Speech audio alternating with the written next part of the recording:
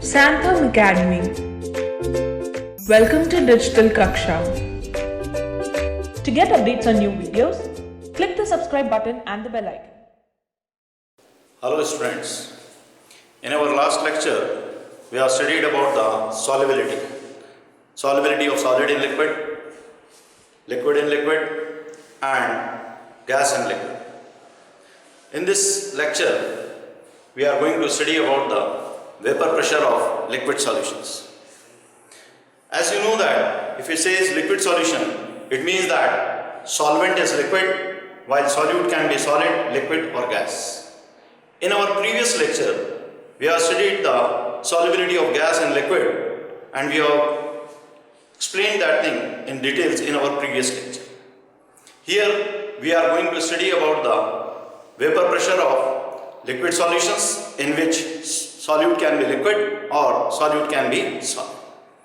As you know that liquids are volatile in nature, more or less, means some are highly volatile and some are less volatile. If we take a volatile liquid in an open container, and as we know that the liquid particle possesses kinetic energy at a particular temperature. If a liquid molecule, when reaches to the surface with a certain kinetic energy, and if its kinetic energy is more than that of intermolecular force of attraction, then definitely this molecule will escape in the atmosphere. But now if we take a liquid in a closed vessel, what we want that when this liquid get converted into vapors, it do not escape out in the atmosphere and the concentration of the vapors increases here. And after some time, there is an equilibrium established between the vapor phase and the liquid phase at a particular temperature. Since we have to study about the vapor pressure, so the pressure exerted by the vapors, now the pressure exerted by the vapors of a liquid over the surface of a liquid is known as its vapor pressure. Again I am repeating, at equilibrium, the pressure exerted by the vapors of liquid over the surface of liquid is known as its vapor pressure. Vapor pressure get affected by two main factors. One is intermolecular force of attraction.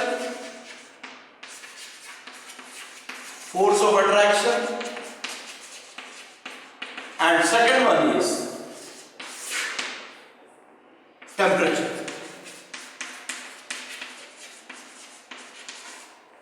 As we know that since it is when the molecule reaches to the surface and if its kinetic energy is more than that of intermolecular force of attraction, then definitely it will escape out in the atmosphere in the form of vapors. So we can say that if the intermolecular force of attraction is more, the vapor pressure will be less. And if the intermolecular force of attraction is less at a particular temperature, the molecule will easily escape out from the surface, the vapor pressure will be more. For example, if we compare the vapor pressure of water and petrol at the same temperature, you will find the difference. The second factor which affects the vapor pressure is temperature. When we talk about temperature, since vaporization or vapor pressure is a kinetic phenomenon, we say that on increasing the temperature, since the kinetic energy of a molecule increases, of liquid molecule increases, it means that its escaping tendency increases. So definitely vapor pressure will also increase. And if we decrease the temperature, the vapor pressure of a particular liquid will also decrease.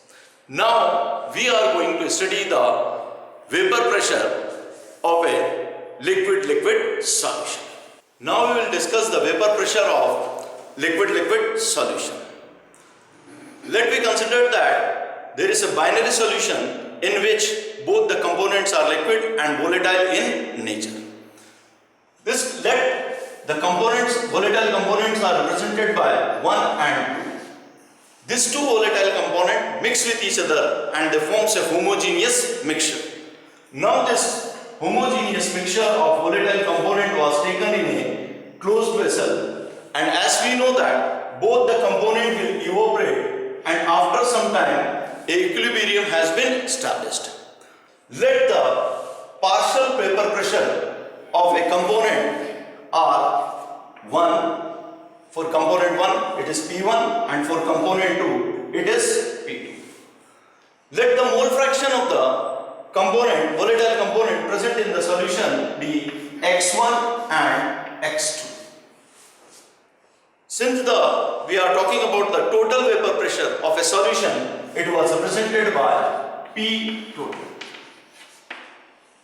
Now, as we know that the vapor pressure is the pressure exerted by the vapors of liquid over the surface of liquid is known as its vapor pressure. A French scientist in 1886, M. Raoult, has given first time he has given a quantitative relationship between the partial pressure of a volatile component present in the solution and its mole fraction, that is X1 or X2 in the solution. So for a solution in which, and this mathematical relation or this quantitative relation is known as Raoult law. For a solution in which both the components are volatile, Raoult's law stated that the partial pressure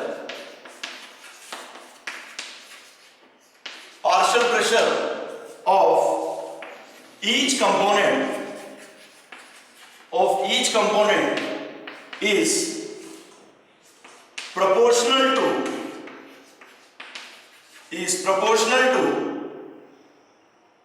mole fraction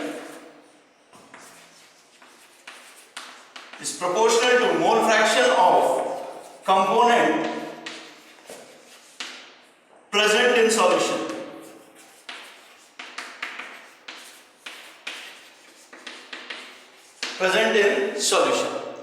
As we all know that P1 and P2 are the partial pressure of a volatile component and X1 and X2 are the mole fraction of the volatile component. So we can express as P1 is directly proportional to X1, where P1 is the partial vapor pressure of component 1 and X1 is the mole fraction of component 1 in the solution, or P1 is equal to P1 standard X1, where P1 standard is the vapor pressure of pure component 1. Similarly, when we consider the partial vapor pressure of another component, we can write down partial vapor pressure of component 2 is equal to P1 standard, P2 standard, X2 into X2, where P2 standard is the vapor pressure of pure component 2. Now, as we know from the Dalton law of partial pressure that the total vapor pressure of a solution phase is given by P total equal to P1 plus P2, that is partial vapor pressure of component 1 and partial pressure of component 2. Putting the value of P1 and P2, we can write down that is P total is equal to P1 standard X1 plus P2 standard X2. Or we can write down that P1 standard into 1 minus X2 plus P2 standard X2, as we know that X1 plus X2 equal to 1, therefore X1 equal to 1 minus X2. By this equation, we can say that the total vapor pressure of a solution containing volatile component depends upon the mole fraction of any one of the component, as in this case it depends upon the mole fraction of component x2. We can relate the total vapor pressure by any one of the volatile component present in the solution. Now, if we graphically see the Raoult's law and the total pressure of a solution containing the volatile solute, we can say that. Now if we plot a graph between the vapor pressure of a solution and the mole fraction of the components present in the solution. Now from here, if we consider the mole fraction of component 1 is 1, that is, it is a pure component, then its vapor pressure at a particular temperature will be maximum, that is, it is the standard one, and that is P1 standard. Now if we decrease the concentration or the mole fraction of the component 1, definitely, as we know from the Raoult's law, that the partial vapor pressure of volatile component is directly proportional to mole fraction of that component present in the solution. So as the mole fraction decreases, the pressure will also decreases. And we can write here, that is P1 is equal to P1 standard x1. Similarly, if we take another volatile component 2, and where it's means only the one volatile component was present. Now if we increase its molar concentration, then definitely its vapor pressure will also increases, and at a particular temperature, when the pure volatile component was present, that is second volatile component, then its vapor pressure will be maximum, and it was represented by, that is P2 standard. Now P total, that is the total vapor pressure of the solution containing the volatile component, is given by, if we consider that a solution has got mole fraction of component 1, that is 0.8, and the mole fraction of component 2, 0.2, and we have prepared a solution, its total vapor pressure is given by the sum of the partial vapor pressure of component 1 and the partial vapor pressure of component 2, sum of this, which can be given, this is the P total. So here we can write down P total is equal to P1 plus P2. For this composition, this will be the total vapor pressure. For this, actually it is the sum of this and this, which can be given from, we can take it from here. Now we are going to discuss about the vapor pressure of solution of solid and liquid. As we know that whenever any solid was added which are non-volatile in nature in a pure solvent, some of the particles which are present on the surface of volatile liquid was get replaced by the non-volatile solid. So Raoult has related this thing, and he stated a law for a solution containing a non-volatile solute in it, or that is non-volatile solid in it, that the vapor pressure of solution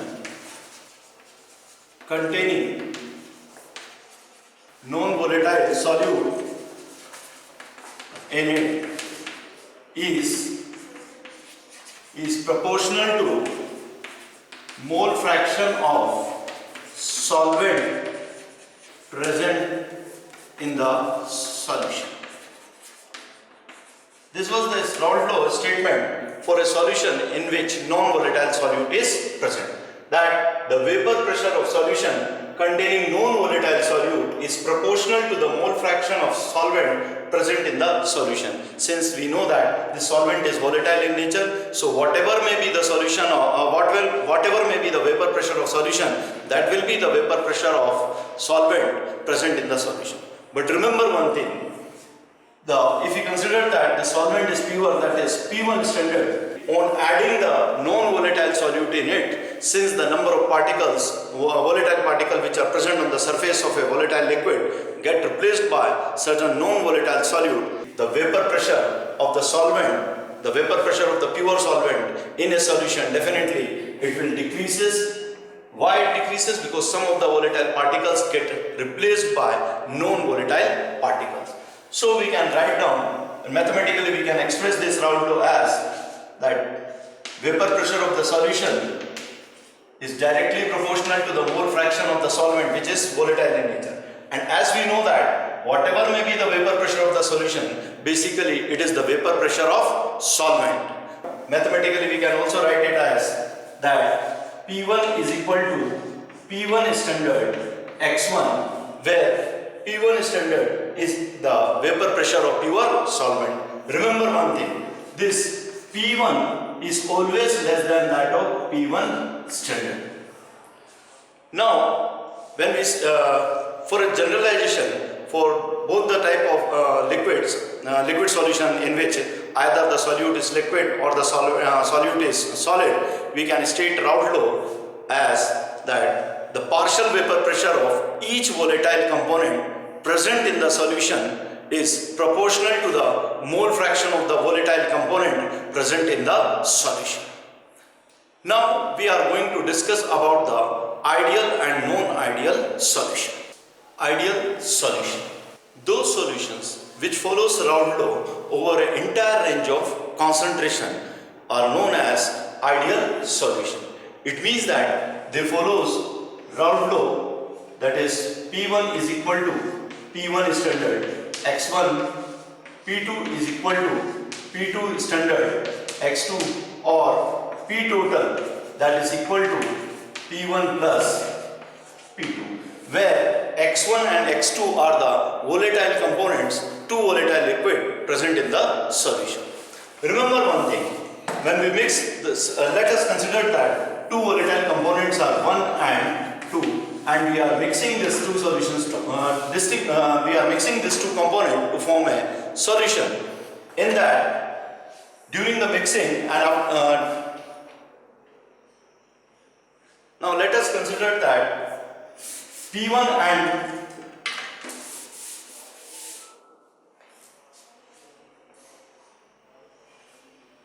let us take the two volatile components, that is P1 and now let us take two volatile component 1 and 2. When these two volatile component mix with each other, there the change in enthalpy is equal to 0, as well as change in volume is also equal to 0 in the case of ideal solution. It means that if they are forming the ideal solution. Del H equal to 0, it means that when we mix these two volatile components to form a solution, there is no change in heat. It means that heat energy. It means that neither the heat energy was evolved out, neither the heat energy was absorbed. Similarly, when we say that change in volume is equal to 0, it means that if suppose 5 ml of one component and 5 ml of component 2 was mixed with each other, then the total or the resulting volume of the solution is 10 ml. It means that there is no increase in volume, neither there is a decrease in volume. Now let us see that which type of component, volatile component forms an ideal solution. Let us consider that A and B are the two volatile components which mix with each other to form a solution. If the intermolecular force of attraction between A and B is similar to that of intermolecular force of attraction between AA and BB in their pure form, then the resulting solution will be ideal. It means that in that case, the change in enthalpy is equal to 0, change in volume is also equal to 0, and in that P total is equal to P1 plus P2, or we can say that is PA and PB, and we can say that this PA is equal to PA standard XA and PB is equal to PB standard XB. Now, if we consider that the interparticle force of attraction between A and B is not similar to that of intermolecular force of attraction between AA and BB, then the resulting solution will not follow the Raoult law. Neither in that case heat energy is equal to 0 and the change in volume is also not equal to 0. Such solutions are known as non-ideal solution. Now first of all, we'll see the example of ideal solution. If we consider the one component is chlorobenzene and another component is bromobenzene, and if these two components are mixed with each other, then the resulting solution will show the ideal behavior, means it follows the Raoult law in that the change in enthalpy is equal to 0 and change in volume is also equal to 0. The reason is that the intermolecular force of attraction between the molecules of chlorobenzene and bromobenzene is similar to that of the intermolecular force of attraction between the chlorobenzene and bromobenzene when they are mixed with each other to form a resulting solution. Another example we can say that of N-heptane and N-hexane, or N-hexane and N-heptane, when they are mixed with each other, they also result in a formation of the ideal solution. Now we will discuss about the as you have seen that what are known ideal solutions. So known ideal solutions are the solutions in which do not follows Raoult law under the whole range of concentration, that is in which Pa is not equal to Pa standard XA, Pb is not equal to Pb standard XB, in which P total is not equal to Pa plus Pb, or in which we can say that the change in enthalpy is not equal to 0 and change in volume is not equal to 0. Change in enthalpy is not equal to 0, it means that if the two pure components are mixed with each other to form a solution, in there is either decrease in temperature takes place or increase in temperature takes place. When we talk about change in volume, it means that if we mix these two volatile components, if suppose this is 5 ml, this is 5 ml, resulting solution will have a volume either more than that of 10 ml or less than that of 10 ml. It means that change in volume is not equal to 0. Similarly, when we talk about the partial pressure, so the partial pressure of the two volatile component in non-ideal solution will be more than what we expect from their ideal behavior. So we can see here that the non-ideal solution deviates from ideal behavior in two ways. Either they show positive deviation or either they show negative deviation. Now we are discussing about the positive deviation of non-ideal solution from the ideal behavior. In positive deviation, the partial vapor pressure of in positive deviation, the partial vapor pressure of the volatile component will be greater than that of Pa standard and XA, or Pb is greater than that of Pb standard XB, or we can say that the total vapor pressure will be greater than that of the sum of Pa plus Pb, what we are expecting from the Raoult law. Here we can say one more thing, we can observe that the change in enthalpy is greater than that of 0, it means that it is positive. Positive, if the change in enthalpy is positive, it means when we are mixing these two solutions, the reaction is the endothermic reaction, means heat energy was absorbed, means here the decrease in temperature takes place. Similarly, change in volume is greater than that of 0, it means that if we mix the 5 ml and 5 ml of two volatile components, the volume will be more than that of 10 ml. Why it happens? I am explaining that thing to you, that if we consider the two volatile component A and B, which are forming a non-ideal solution, and this non-ideal solution is showing the positive deviation.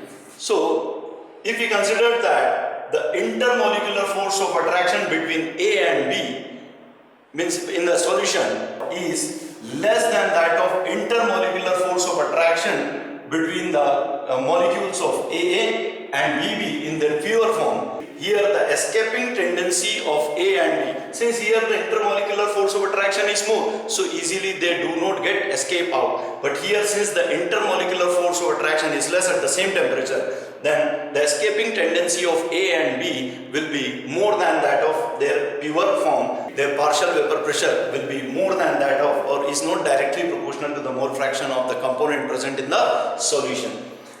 Similarly, when we talk about that change in volume is greater than that of 0, it means that there is an increase in, for example, here the force of attraction is very, very high, or let the force of attraction between A and B is higher, and similarly the B and B is also higher. But when we mix this A and B, here the force of attraction is less. When the force of attraction is more, so the particles are closer to each other. Here also the particles are closer to each other. At that time, the volume of this is 5 ml and here it is also 5 ml. But when we mix these two, here we are expecting that the intermolecular force of attraction is not of that much extent. The distance between the two particles will be greater than that of AA and BB. It means that the volume will increases. Similarly, when we talk about the del H is greater than that of 0, that is positive deviation, they are showing that heat energy was absorbed. So since the intermolecular force of attraction between AA and BB is more, so we required more amount of energy to break down the bond between AA and BB. But when the bond was formed between the A and B, or when A and B are mixed with each other, here the amount of energy which was released out is less in comparison which we have given to separate the individual particle, and that is why the heat energy or the process is endothermic in nature. Now we are going to discuss about the negative deviation which was shown by non-ideal solution from the ideal behavior. In negative deviation, the resulting solution will have got partial vapor pressure of component will be less than what we are expecting from the Raoult law. So we can write down PB is less than that of PB standard XB, and we can say that the total vapor pressure will be less than that of the sum of the partial vapor pressure of two volatile component PA and PB.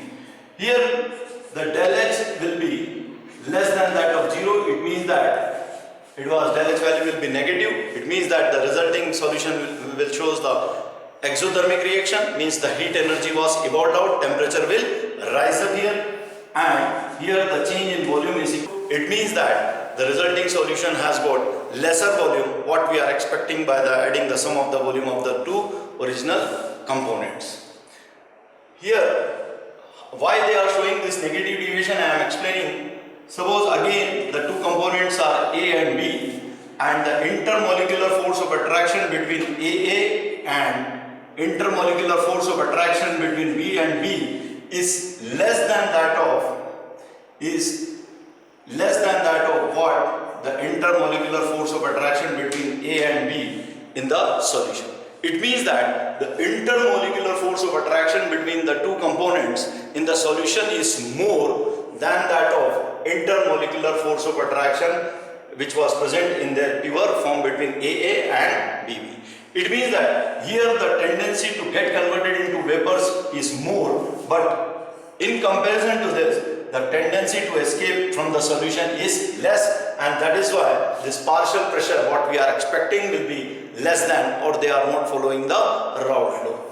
Similarly, since here the interparticle force of attraction is less, so easily they can separate out, and here the interparticle force of attraction is more, means more amount of energy was liberated out. It means that the heat energy was evolved out, and that is why the del H value is negative or exothermic in nature. Another thing, the change in volume is equal to 0. Here the interparticle force of attraction is less. Then suppose the volume is 5 ml, means when the particles are far apart, then the volume is 5 ml, here also 5 ml. But when we mix this 5 ml and 5 ml, then since the intermolecular force of attraction between A and B is less, therefore the particles are a little bit far apart, so the resulting solution will be not 10 ml, but it will be more than that of 10 ml, since the intermolecular force of attraction is less.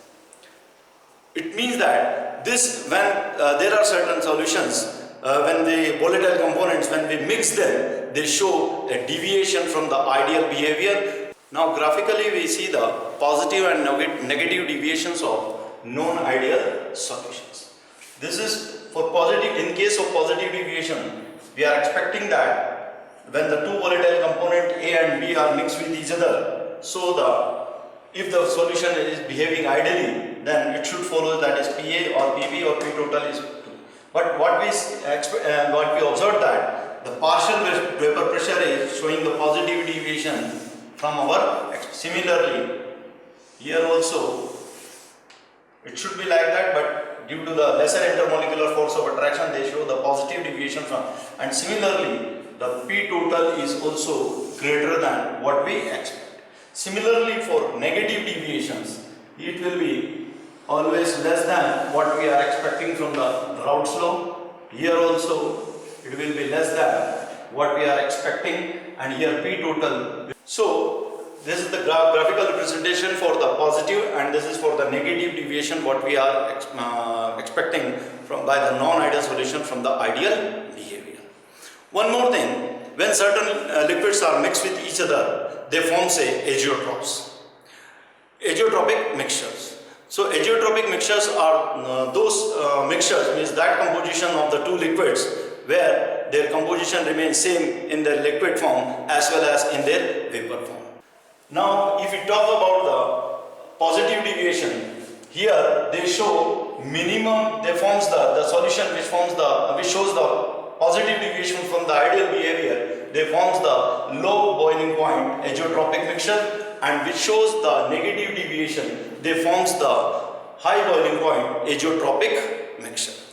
Now in our next lecture, we are going to discuss about the colligative properties of the solution. Thank you. Thanks for watching. If you like this video, make sure to like, share and subscribe for more.